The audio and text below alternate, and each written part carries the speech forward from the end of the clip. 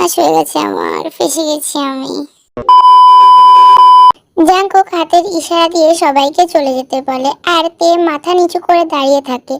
Jungkook ফিরে তাকায় তের দিকে। লাল সিম্পল মিরর ড্রেসে আকাশ থেকে নেমে আসা পরে লাগছিল তেকে। তেকে দেখা মাত্র জাংকুকের মুখের নকশা পরিবর্তন হয়ে ফিল্মি রোমান্টিক হিরোদের মতো হয়ে যায়। সে ধীরে ধীরে তের কাছে আসতে থাকে। জাংকুকের প্রতিটি কদমে যেন তের হৃদস্পন্দন বেড়ে যায়। সে ভয়ে ঘামতে থাকে, শুকনো ঢোক গিলতে থাকে। জাংকুক তের খুব কাছে এসে দাঁড়ায়। তে ভয়ে নিজের জামা খামচে ধরে। তে জাংকুকের থেকে বেশ কিছুটা খাটো হওয়ায় জাংকুক একটু ঝুঁকে তের ডান গালে চুমু খায়। জাংকুকের এমন কাণ্ডে তের চোখ বড় বড় হয়ে যায়। আসতে অসুবিধা হয়নি তো? তে মাথা নেড়ে হ্যাঁ বোঝায়, তার আসতে কোনো অসুবিধা হয়নি। দেখো, আমি মানুষ ভালো না, যা বলবো অক্ষরে অক্ষরে পালন করবা, না হলে আমার হাতেই তোমার জানাজা উঠবে। জাংকুকের কথা শুনে তের ভয় আরো বেড়ে যায়। সে শুধু জাংকুকের কথায় মাথা নেড়ে হ্যাঁ সম্মতি জানায়, নিজ থেকে মুখ ফুটে একটা কথাও বলে না। আচ্ছা, এখন বাড়ি যাও। এই সুগা, তোর ভাবিকে বাড়ি দিয়ে আয়।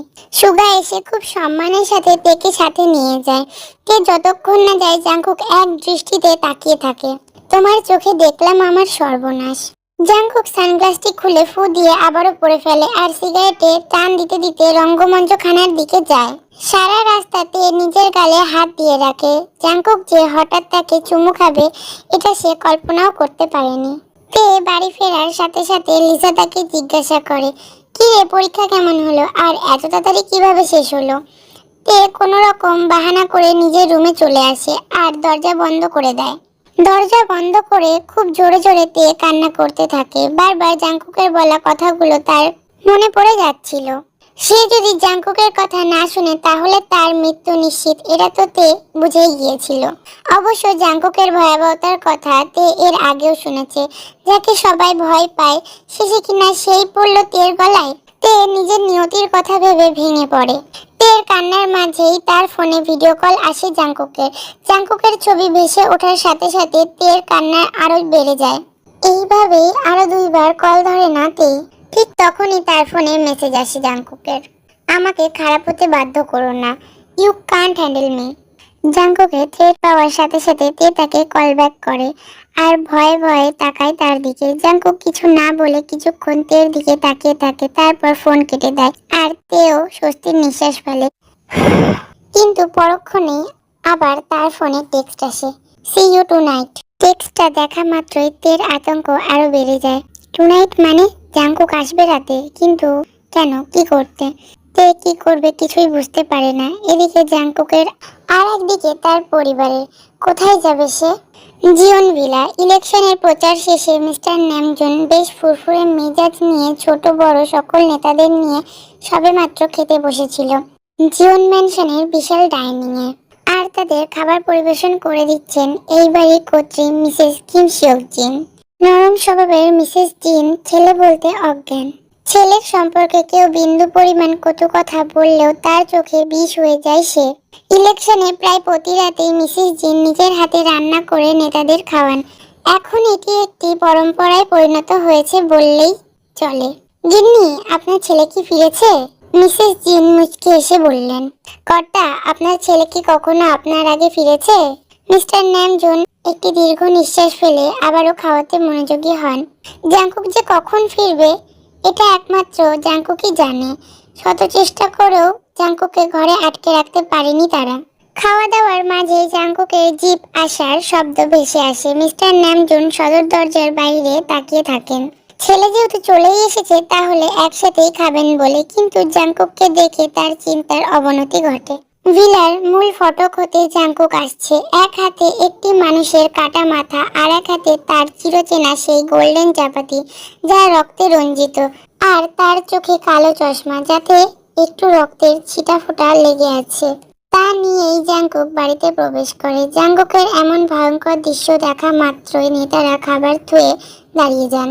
যে যার মুখোমুখি হয়ে তাকায়, ভয়ে ঘাম ছুটে যায় তাদের। জাংকুক সেই কাটা মাথা নিয়ে তার ড্যাডির সামনে দাঁড়ায় আর ঘাড় ঘুরিয়ে তার মাকে দেখে। মম, তুমি অন্দরমহলে যাও, এখানে থাকলে রাতে ঘুমাতে পারবে না। মিসেস জিন ছেলের কথা মতো ভিতরে চলে যান, কিন্তু তার ছলছল নয়ন বলছে অন্য কথা। জাংকুক তার বাবার পায়ের কাছে বসে আর কাটা মাথাটা রেখে দেয়, দিয়েই নেতাদের দিকে ভয়ঙ্কর দৃষ্টিতে তাকান। আপনারা ব্যালট পেপারের ভোটে জেতেন আর আমি জিতি পাওয়ারে। রাজনীতির নামে আমি চলি না, রাজনীতি আমার নামে চলে। আমার ড্যাডির বিরুদ্ধে যে দাঁড়াবে তার দশা এমনই হবে। মিস্টার নামজুন জাংকুকের মুখ বরাবর হাঁটু গেড়ে বসেন আর তার মাথায় হাত রেখে বলেন, কিছু খেয়েছিস বাবা? না ড্যাড, খাইনি এখনো, নামজুন বলে। আচ্ছা ঠিক আছে, ফ্রেশ হয়ে আসো, আমি অপেক্ষা করছি। জি ঠিক আছে। জাংকুক কাটা মাথাটা তার বাবার পায়ের কাছে রেখে নিজের কক্ষে চলে যায় আর লম্বা একটা শাওয়ার নেয়। জাংকুক যাওয়া মাত্রই কর্মচারীদের দিয়ে পুরো ভিলা পরিষ্কার করিয়ে নেন মিস্টার নামজুন আর ছেলের জন্য অপেক্ষা করেন। জাংকুক বেশ কিছুক্ষণ পর ফ্রেশ হয়ে একটা সাদা টি শার্ট আর ট্রাউজার পরে নিচে চলে আসে। জাংকুক আসা মাত্রই ভয়ে নেতারা দাঁড়িয়ে যায়। কলিজায় ভয় থাকা ভালো, কিন্তু ভয়টা যেন জিওন জাংকুকের নামেই হয়। জাংকুক চেয়ার টানতে টানতে বাকি নেতাদের উদ্দেশ্য করে কথাটি বলে। জাংকুক বসা মাত্র মিস্টার নামজুন তার গ্লাসে জল ঢেলে দেয় আর নিজের হাত দিয়ে ছেলেকে খাওয়াতে থাকে আর বাকি নেতাদেরও খেতে বলেন। বাবা, রাতে বাসায় থাকবি তো? জাংকুক জল খেতে খেতে বলে, না ড্যাড, আজকে একজন বিশেষ মানুষের সাথে দেখা করতে যাব, তাই না দেখলে আমার রাতে ঘুম আসে না। নামজুন বেশ আগ্রহ নিয়ে সেই বিশেষ মানুষের কথা শুনতে চান। তা বাবা, সেই বিশেষ মানুষের কথা কি কিছু জানতে পারি? ড্যাড, আগে আমি নিজেই শিওর হয়ে নেই সে কতটুকু আমার বিশেষ মানুষ, তারপর বাড়িতে তুলে নিয়ে আসবো না। জাংকুক তার বাবার পাঞ্জাবিতে নিজের মুখ মুছে বাইরে চলে যায়। কিম নামজুন দেশের প্রধানমন্ত্রী হলেও ছেলের কাছে একদম সাধারণ মানুষ। নিজের ছেলেকে খাওয়ানো থেকে শুরু করে নিজের পাঞ্জাবি দিয়ে মুখও মুছে দেন। তে ভয়ে আর আতঙ্কে ঘুমাতে পারে না, ল্যাম্প লাইট জ্বালিয়ে পড়তে থাকে। কলেজ নিয়ে তো কি হয়েছে, বই তো আছে। আর যাই হোক, পড়াশোনা তো বাদ দেওয়া যাবে না। তে খুব মনোযোগ সহকারে পড়ছিল। পড়তে পড়তে হঠাৎই সামনে চোখ যায় তের। সামনে চোখ যেতেই কারেন্টের ঝটকা খাওয়ার মতো অবস্থা হয়ে যায় তের। তে দেখে জাংকুক তার সামনের চেয়ারে গালে হাত দিয়ে বসে আছে। তাকে দেখা মাত্রই তের হৃদস্পন্দন বেড়ে যায়, ভয়ে গলা শুকিয়ে আসে। তে এটা ভেবে আরো শকড হয় যে জাংকুক কখন আসলো আর কখন থেকেই বা বসে আছে। তের মা বাবা কেন কিছু বলল না? সব মিলিয়ে তে খুব ভয় পায়। জাংকুক চুপচাপ তের সামনে বসে থাকে। কিছুক্ষণ পর জাংকুক বলে, কি পড়ছো? তে ধীরে ধীরে বলে, অ্যাকাউন্টেন্সি। জাংকুক তের বই নিয়ে বন্ধ করে সাইডে রাখে আর তের চেয়ার টেনে নিজের চেয়ারের কাছে নেয়। বইয়ের হিসাবের পাশাপাশি আমার মনের হিসাবটাও রাখো। তে জাংকুকের কথা শুনে চোখ নিচে নামিয়ে ফেলে। জাংকুক হঠাৎ ঠান্ডা গলায় বলে, তুমি জানো আমি কাকে ভয় পাই? তের চোখে মুখে আতঙ্ক জমে যায়। যাকে সবাই ভয় পায় সে আবার কাকে ভয় পায়? জাংকুক আবারও বলা শুরু করে, নিজের রাগকে। আমি রেগে গেলে ভিতরের জানোয়ারটা আর থামে না। জাংকুক নিজের মুখ তের কানের কাছে নিয়ে আস্তে আস্তে করে বলে, তোমাকে আমি ভালোবাসি বলে এখনো মেরে ফেলিনি, কিন্তু তুমি যদি কখনো পালাতে চাও, এই ভালোবাসাই তোমার মৃত্যুর কারণ হবে। জাংকুকের কথা শুনে তের চোখে জল চলে আসে। তের চোখে জল দেখা মাত্র জাংকুক তার নিজের হাতে মুছে দেয় আর তের মাথায় হাত বুলাতে বুলাতে বলে, আমাকে নিজের শত্রু বানাবে তো মরবে, গ্রহণ করো আমাকে। তোমাকে আজকের রাতটা সময় দিলাম, কালকে বিকাল 5টায় আমি তোমার উত্তরের অপেক্ষা করব।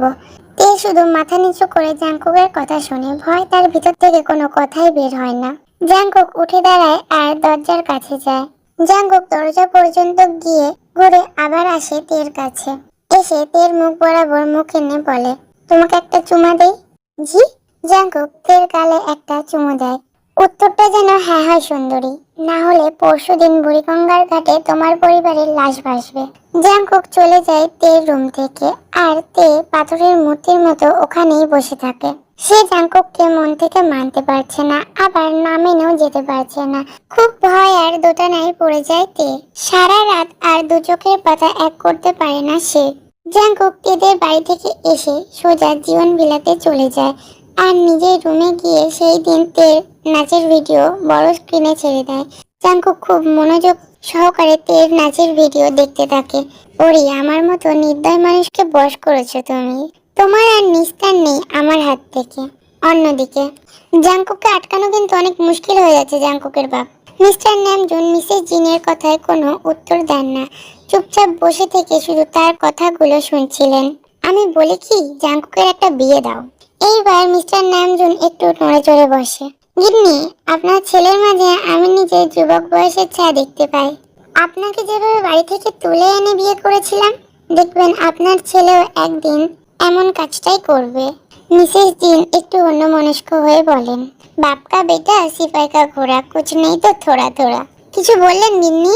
আজ্ঞে না কর্তা, কিছু বলি নাই। আর আপনাকে বলেও লাভ নাই। নামজুন পিছন থেকে জিনকে জড়িয়ে ধরে বলে, যেই মিস জিনের জন্য আমার মতো লোক সাধারণ মানুষে পরিণত হয়েছে তার কথার দাম নেই বলছেন গিন্নি? আমি চাই না আমার জাঙ্কুক আপনার যুবক বয়সে রূপ ধারণ করুক কর্তা, আপনি তারে বুঝান। জিনের মনের অবস্থা বুঝতে পারে নামজুন। একজন মায়ের থেকে বেশি তার সন্তানকে নিয়ে কেউ চিন্তা করে না। নামজুন উঠে দাঁড়ায় জাঙ্কুকের ঘরে যাওয়ার জন্য। না, এইভাবে সে জাঙ্কুককে দ্বিতীয় কিম নামজুনে পরিণত হতে দিতে পারে না। নামজুন এক কাপ হট চকলেট নিয়ে জাঙ্কুকের ঘরে যায় আর পাসওয়ার্ড দিয়ে লক খুলে ভিতরে ঢুকে পড়ে। জাঙ্কুক তখনও এক দৃষ্টিতে স্ক্রিনে তের সেদিনের নাচের ভিডিও দেখছিল। কে এলো কে গেল কোনো হেলদোল নেই তার। নামজুন হট চকলেটটা টেবিলে রেখে জাঙ্কুকের পাশে বসেন আর তার মাথায় হাত দেন। হঠাৎ মাথায় হাত পড়াতে জাঙ্কুকের ধ্যান ভাঙে। সে টিভি অফ করে নামজুনের কোলে মাথা দিয়ে শুয়ে পড়ে। নামজুনও বেশ কিছুক্ষণ ছেলের মাথায় হাত বুলিয়ে দিতে থাকে। বাবা, একটা কথা বলি তোকে। জাঙ্কুক তার বাবার কোলে মুখ গুজে বলে, আমাকে কিছু বলার জন্য তোমার কি পারমিশনের দরকার আছে ড্যাড? নামজুন মুচকি এসে ছেলের কপালে একটা চুমু দেয়। তুমি কি জানো আমি এই দুনিয়াতে কাকে সবচেয়ে বেশি ভালোবাসি? জি ড্যাড, আমার মমকে। নামজুন বলে, শুধু তোমার মমকে নয়, তোমাকেও। জাঙ্কুক চোখ খুলে তার বাবার দিকে তাকায়। বাবা, তুমি ছাড়া কেউ নেই আমাদের। তুমি আমাদের কলিজার ধন। তোমার কিছু হয়ে গেলে আমি আর তোমার মম পাগল হয়ে যাব। জাঙ্কুক উঠে নামজুনের সামনে বসে আর নামজুনের হাত ধরে বলে, আচ্ছা ড্যাড, ধরো তোমার চোখ দুইটাই অন্ধ হয়ে গেল, তুমি কি কিছু দেখতে পারবা? তোমার কি আর বাঁচতে মন চাইবে? নামজুন জাঙ্কুকের কথার অর্থ বুঝতে না পেরে শুধু তাকিয়ে থাকে তার দিকে। ড্যাড, তুমি হলে আমার সেই চোখ। চোখ ছাড়া মানুষ কেমনে বাঁচে বলো? তোমাকে যারা মারার পরিকল্পনা করবে তাদের মরাটা ফার্স্ট হয়ে যায় ড্যাড। বাবা, কার মরাটা কখন ফার্স্ট সেটা মহান উপরওয়ালাই ঠিক করবে। আমরা সাধারণ মানুষ, সৃষ্টির সেরা জীব, কিন্তু মাঝে মাঝে আমাদের দ্বারাই অন্য জীবের ক্ষতি হয়ে যায়। আর সেই জন্যই তোমার ক্ষতি করা সব লোককে আমি পরপারে পাঠাই ড্যাড। নামজুন বুঝতে পারে তার ছেলে তার মতোই হয়ে গেছে। কথাই আছে না, পাপ বাপকেও ছাড়ে না। হয়তো সেই জন্যই তার পাপের ফলস্বরূপ জাঙ্কুক এখন দ্বিতীয় কিম নামজুনে পরিণত হয়েছে। নামজুন ছেলেকে আর কিছু বলে না।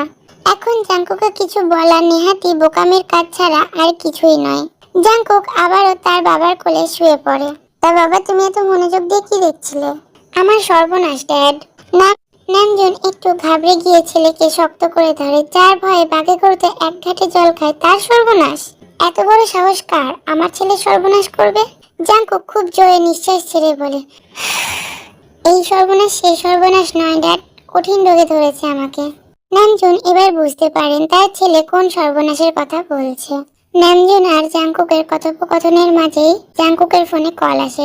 তার প্রাইভেট ইনভেস্টিগেটরের নাম দেখে ফোনটা ধরে সে। জাঙ্কুক দাঁতে দাঁত চেপে বলে ওঠে, মাদার কর এত বড় সাহস! দাঁড়া, আসতেছি আমি এক্ষুনি। জাঙ্কুক কল কেড়ে রাগান্বিত হয়ে রুম থেকে বের হয়ে যায়। মাঝে নামজুন কি হয়েছে জানতে চাইলেও সে কিছু বলে না। রাগের মাথায় বের হয়ে যায় রুম থেকে। মিস্টার নামজুনও বুঝে গেছেন কালকে সকালটাও তার রক্ত দিয়েই শুরু হবে। তাকে নামতে দেখে তার পঞ্চপাণ্ডবও তার সাথে বের হয়ে যায়, কারণ তারা জানে ঠিক কি হয়েছে। জাঙ্কুক নামতে নামতে হুঙ্কার দিয়ে বলে, এই সুগা, আমার চাপাতিটা নিয়ে আয়। ইউনু দৌড়ে গিয়ে জাঙ্কুকের অস্ত্রখানা থেকে তার গোল্ডেন চাপাতিটা নিয়ে আসে আর জাঙ্কুকের সাথে খোলা জিপে বসে পড়ে। জাঙ্কুক বাদে সবার মাঝে এক প্রকার আতঙ্ক বাসা বেঁধেছে। জাঙ্কুক যেদিন খেপে যায় সেদিন তার ভিতরে জানোয়ারটা জাগ্রত হয়, আর সেই মুহূর্তে তাকে থামানো মুশকিল। জাঙ্কুক জিপ থেকে নেমে শহরের দেওয়ালগুলো ভালো মতো দেখে আর রাগে চোয়াল শক্ত করে ফেলে। প্রতিটি দেওয়ালে তার বাবার ছবিতে জুতোর ছাপ দেওয়া, রীতিমতো কালি দিয়ে জুতোর পিছন ভরিয়ে কিম নামজুনের প্রতিটি পোস্টারে দেওয়া। পোস্টারগুলো দেখা মাত্রই জাঙ্কুকের ভিতরের জানোয়ারটা নড়ে ওঠে। সে খুব জোরে ধমক দিয়ে ওঠে, রকি ভাই, এখনই উড়াই দিতেছি। না, ওরে ধইরা রঙ্গমঞ্চখানায় নিয়ে আয়। বোমা রকি আর কালাইয়ানো বের হয়ে যায় কায়কামাল হোয়েননিং আর তার দলের ছেলেদের ধরার জন্য। আর জাংকুক, সুগা বাকিরা সোজা চলে যায় রঙ্গমঞ্চখানায়। আজকে আরেকবার বুসান সিটিতে রক্তের বন্যা বইবে। আজকে আরেকবার বুসান সিটি লাল রঙে রঞ্জিত হবে। আজকে আরেকবার বুসান সিটিতে লাশের বিছানা পড়বে। ঠিক 20 মিনিট পর কায়কামাল হোয়েননিং আর তার দলের লোকেদের ধরে নিয়ে আসা হয়। এনে তাদের জাংকুকের পায়ের সামনে রাখা হয়। জাংকুক কায়কামালকে দেখা মাত্রই তার সিগারেটটা ফেলে দিয়ে চাপাতিটা নিয়ে ঝাঁপিয়ে পড়ে কায়কামালের উপরে। কুত্তার বাচ্চা, তুই আমার বাবার পোস্টারে জুতার কালি লাগাস? তোর পা আজকে আমি 6 টুকরা করব মাদার। জাংকুক হিংস্র পশুর মতো ঝাঁপিয়ে পড়ে তাদের উপরে। এক এক করে 17 জনকে জাংকুক পরপারে পাঠায়। ভোর হইতে আর কতক্ষণ সময় আছে? সুগা ঘড়ি দেখে জানায় 2.5 ঘন্টা। এই 2.5 ঘন্টার আগে আমার বাবার পোস্টারগুলি নতুন করে লাগা। আর রকি ভাই রেডি, আমি এখনই উড়াই দিতেছি। জাংকুকের নির্দেশ মতো লাশগুলোকে গাড়িতে রেখে বোমা ব্লাস্ট করানো হয়, যেন এইটা নর্মাল ঘটনা লাগে। প্রায় সারা রাত ধরেই চলে জাংকুকের হত্যাকাণ্ড। শেষ প্রহরে জাংকুক বাড়ি চলে আসে তার পোশাক পরিবর্তন করার জন্য, কারণ আজকে সে তার বিশেষ মানুষের সাথে দেখা করবে। জাংকুক হাজার হিংস্র হলেও ইদানিং তের সামনে কেমন যেন শান্ত ছেলের মতো থাকে। তেদের বাড়ি প্রায় সারা রাত কেটে যায় তের চিন্তা আর ভয়ে। জাংকুককে যেমন গ্রহণ করা তার জন্য কঠিন, ঠিক তেমনই তাকে অস্বীকার করা আরো বেশি কঠিন। এইভাবেই রাত পার করে তে। খুব সকালে তের ঘুম ভাঙে। সে উঠে ফ্রেশ হয়ে নিচে চলে যায় মাকে রান্নার কাজে সাহায্য করার জন্য। তের মাও মাঝে মাঝে অবাক হয়ে যায়, তার এই একরত্তি মেয়ে কি সুন্দর বড়দের মতো সব গুছিয়ে কাজ করে। তে মায়ের সাথে সাথে সাহায্য করে নাস্তা করে উপরে চলে যায়। রুমে এসে তে দেখে তার ফোনে 12টি মিস কল আর 6টি টেক্সট। নাম্বার দেখা মাত্রই তের গলা শুকিয়ে যায়। জাংকুক এত সকালে তাকে টেক্সট দিয়েছে। তে খুব ভয় পেয়ে যায়। তারপরে টেক্সট দেখে জাংকুক 5টি অ্যাংরি ইমোজি দিয়েছে। তারপরে আবারও তের ফোনে একটি টেক্সট আসে বারান্দায় আসার জন্য। তে সাথে সাথে বারান্দায় চলে যায়। তে দেখে জাংকুক দুহাত ভাঁজ করে তের বারান্দার দিকে তাকিয়ে নিচে দাঁড়িয়ে আছে। চোখে কালো চশমা থাকলেও সে যে খুব রেগে আছে এটা বোঝাই যাচ্ছে। তে আসা মাত্রই রকি একটি কাগজ ছুঁড়ে মারে তের বারান্দায়। এতদিন বোমা মারতে মারতে তার হাতের টিক একদম পাকা হয়ে গেছে। সোজা নিশানা অনুযায়ী কাগজ যায়। জাংকুক তেকে ইশারা করে কাগজটি নেওয়ার জন্য। তে ভয়ে ভয়ে কাগজটি নেয় আর খুলে দেখে 15 মিনিটের মধ্যে রেডি হয়ে নিচে আসো, না হলে আমি উপরে আসবো। জাংকুকের থ্রেট শুনে তে শুকনো ঢোক গেলে, কিন্তু সে কিভাবে এত সকালে বের হবে? তের চিন্তার মাঝেই তার মা চলে আসে তাকে ডাকতে। তে মায়ের গলার আওয়াজ পেয়ে সাথে সাথে রুমে চলে আসে। লিসা তের রুমে এসে বলে, কি রে তে, তোর কলেজ থেকে যে আজকে তোদের নতুন কলেজ দেখাতে নিয়ে যাবে বলিসনি তো? তে তার মায়ের কথার আগামাথা কিছুই বোঝে না। কলেজ তো বোমা দিয়ে ব্লাস্ট করা হয়েছিল, তাহলে আজকে কিভাবে নিয়ে যাবে? তের চিন্তার মাঝে লিজা আবারও বলে ওঠে, তাড়াতাড়ি রেডি হয়ে নিচে আয়, তোদের মর্নিং বিভাগের হেড মিস নিচে অপেক্ষা করছে তোর জন্য। তে আগামাথা কিছুই বুঝে না। কলেজের ম্যাডাম তার জন্য অপেক্ষা করছে? তের কাছে পুরো বিষয়টাই কেমন যেন লাগছে। তে কোনো কিছু চিন্তা না করে রেডি হয়ে নিচে চলে যায়। নিচে তের কয়েকজন শিক্ষক আর কিছু শিক্ষার্থী বসেছিল। পুরো বিষয়টাই এমন যেন তারা সব শিক্ষার্থীদের বাড়ি গিয়ে গিয়ে তাদের সাথে নিয়ে আসছে। তে তাদের সাথে বেরিয়ে পড়ে বাইরে। কিন্তু বাইরে বের হতেই তে দেখে সবাই জাংকুকের গাড়ির কাছেই যাচ্ছে। জাংকুককে দেখা মাত্র তের ভয় আরো বেড়ে যায়। সবাই জাংকুকের গাড়ির একটু কাছে গিয়ে তাকে সালাম দেয়। জাংকুক সালাম নিয়ে সোজা তের সামনে এসে দাঁড়ায় আর তার হাত ধরে নিয়ে যেতে থাকে তার সাথে। তে সন্ধ্যার আগে বাড়ি ফিরবে না, বাকিটা দেখে নেন ওর পরিবারকে কিভাবে ম্যানেজ করবেন। তের কলেজ টিচাররা মাথা ঝাঁকিয়ে জাংকুককে নিশ্চিত করেন যে তারা বিষয়টা সামলে নেবে। জাংকুক তের হাত ধরে তাকে গাড়িতে বসায় আর পাশের সিটে নিজে বসে পড়ে। তে খুব জড়সড় হয়ে জাংকুকের পাশে বসে। জাংকুকও খুব কমই তার মার্সিডিসে বসে, সারাদিন খোলা জিপ নিয়েই থাকে। কিন্তু তে সাথে থাকায় জাংকুক আজ মার্সিডিসে বসেছে। জাংকুক বসা মাত্র খেয়াল করে তের হাত কাঁপছে থরথর করে, সে নিজেও খুব ঘামছে। জাংকুক তের পাশের সিটে বসে তার হাত ধরে ফেলে। এখনো তো কাঁপাকাঁপির মতো কিছুই হয়নি, এত নার্ভাস হচ্ছ কেন? তে আর কিছুই বলে না, শুধু মাথা নিচু করে বসে থাকে। কাকা, গাড়ি পোড়াবাড়িতে নিয়ে চলেন। জি ছোট কর্তা। জাংকুকের কথা মতো গাড়ি পোড়াবাড়ির দিকে নিয়ে যাওয়া হয়। সারা রাস্তা জাঙ্কুক তের ডান হাত ধরে রেখে তার দিকে অপলক দৃষ্টিতে তাকিয়ে থাকে। আর তে মাথা নিচু করে বসে থাকে। সে না পারছে কিছু বলতে আর না পারছে নিজের হাত ছাড়াতে। হঠাৎ গাড়িতে গান বেজে ওঠে।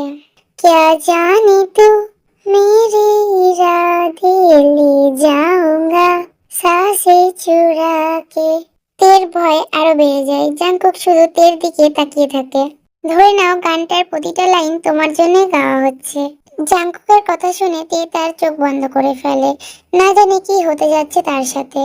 ভয় আর ভালোবাসা কখনোই একসাথে থাকতে পারে না। যাকে ভয় পাওয়া যায় তাকে ভালোবাসা যায় না। ঠিক যেমনটা হচ্ছিল তের সাথে। জ্ঞান হওয়ার পর থেকে যার নাম শুনতে ভয় লাগতো, যার নামের সাথে শত রক্তের গল্প জড়িত, যার নাম শুনলে ৮ থেকে ৮০ সকলেই ভয় পায়, তাকে কিভাবে ভালোবাসবে তে? পোড়াবাড়ি। পোড়াবাড়ি হলো জাঙ্কুকের রক্তপাতের সূচনা স্থান, যেখান থেকে জন্ম হয় এক রক্ত পিপাসু লোকের, যার না আছে ভয় আর না আছে মনুষ্যত্ব। কিন্তু এই ভয়হীন মানুষটার মনেই আজ প্রেমের দক্ষিণা বাতাস বহমান। জিয়ন জাঙ্কুকের মতো হৃদয়হীন লোকও যে কারো প্রেমে পড়তে পারে, এটাই ছিল বুসানের সব থেকে আশ্চর্য বিষয়।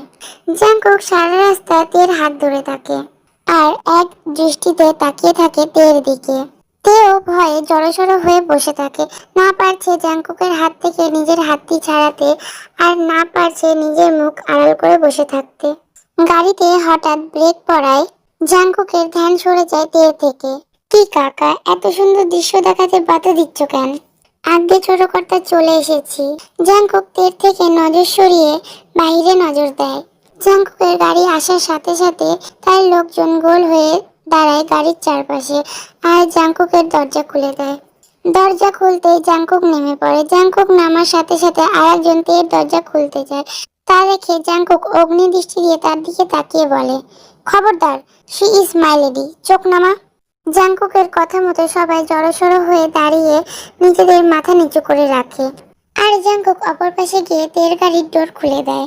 জাঙ্কুককে ডোর খুলতে দেখে তার পঞ্চপাণ্ডবের চোখ কপালে উঠে যায়। জীবন জাঙ্কুকও যে এইভাবে কারোর জন্য কাজ করবে সেটা একদমই অবিশ্বাস্য।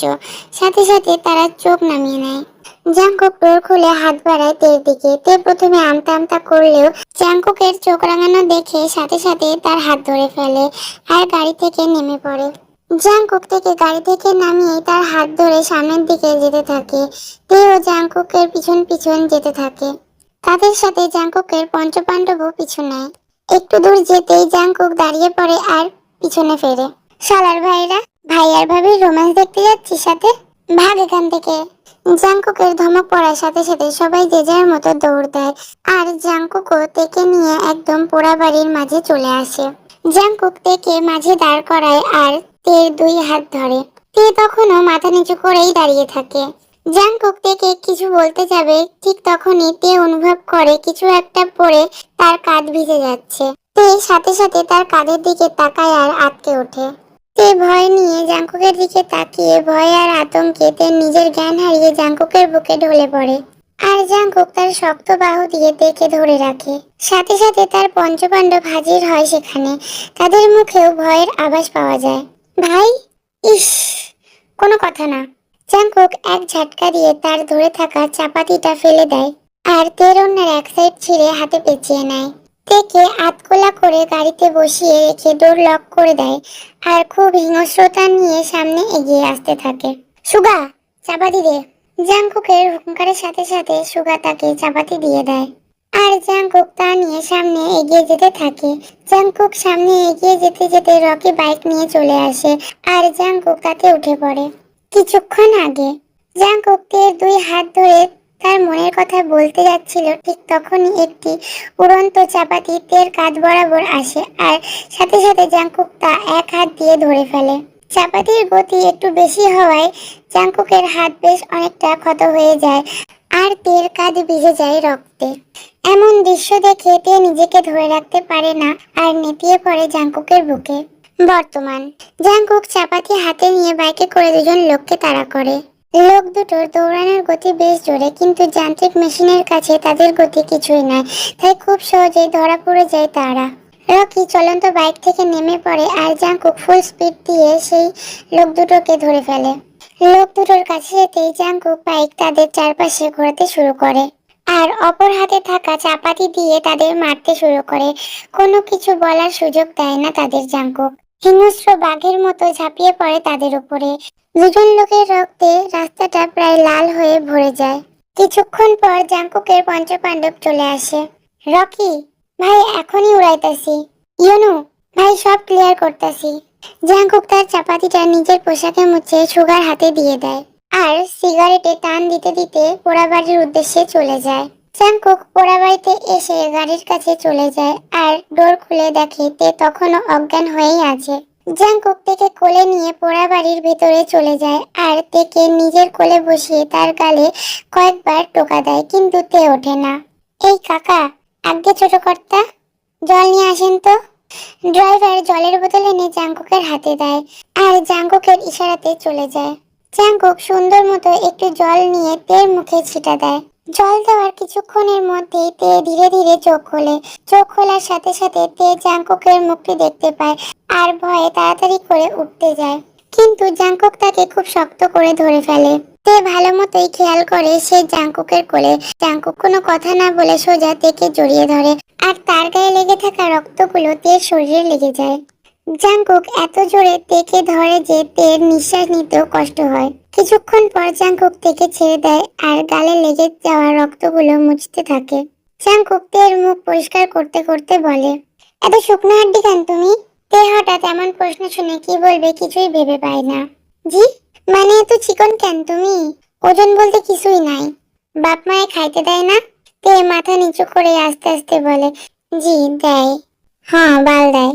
খেয়ে দিয়ে ওজন বাড়াবা, শুকনো মাইয়া আমার পছন্দ না। তে শুধুমাত্র মাথা নাড়িয়ে হ্যাঁ সম্মতি জানায়। জাংকুক তেকে নামায় তার কোল থেকে আর সেও উঠে দাঁড়ায়। এই কাকা। জাংকুকের ডাক শুনে ড্রাইভার তাড়াতাড়ি চলে আসে। জি ছোট কর্তা, ওরে বাড়ি দিয়ে আসেন। জি। জাংকুকের নিদর্শন মতো ড্রাইভার তেকে নিয়ে যেতে থাকে আর জাংকুক তাকিয়ে থাকে তের যাওয়ার দিকে। তে কিছুটা দূর যেতেই জাংকুক খুব জোরে তের নাম ধরে ডাক দেয়, এই বাটারফ্লাই। জাংকুকের ডাক শুনে তে থমকে যায় আর দাঁড়িয়ে পড়ে সেখানেই। জাংকুক দৌড় দিয়ে তের কাছে চলে আসে আর তার মুখ বরাবর দাঁড়ায়। তোমার একটু জড়াই ধরি? জি, thank you. Jungkook thank you দিয়ে তেকে জড়িয়ে ধরে আর তে বোকার মতো দাঁড়িয়ে থাকে। সে জাংকুককে ধরার জন্য সম্মতি দেয়নি, কিন্তু জাংকুক তের জিকে সম্মতি ভেবে তাকে জড়িয়ে ধরে। কিছুক্ষণ পর জাংকুক তেকে ছেড়ে দেয়। যাও, বাড়ি যাও। তে মাথা হেলিয়ে গাড়িতে উঠে বসে আর জাংকুক তের গাড়ির দরজা লাগিয়ে তাকে বিদায় দেয়। তের গাড়ি না যাওয়া অবধি জাংকুক তাকিয়ে থাকে। সর্বনাশ হয়ে গেছে আমার, ফেসে গেছি আমি। এই পর্বটা এখানে শেষ করলাম। নেক্সট পার্ট দেবো তাড়াতাড়ি। আমি চেষ্টা করি তাড়াতাড়ি স্টোরি দেওয়ার, বাট আমার এক্সাম, কখনো শরীর খারাপ, এটা ওটা লেগেই থাকে, এই জন্য একটু লেট হয়ে যায়। তো তার জন্য সরি চেয়ে নিচ্ছি। কেমন লাগলো ভিডিওটা আমাকে অবশ্যই জানিও। আজকের মতো good night, tata, bye bye.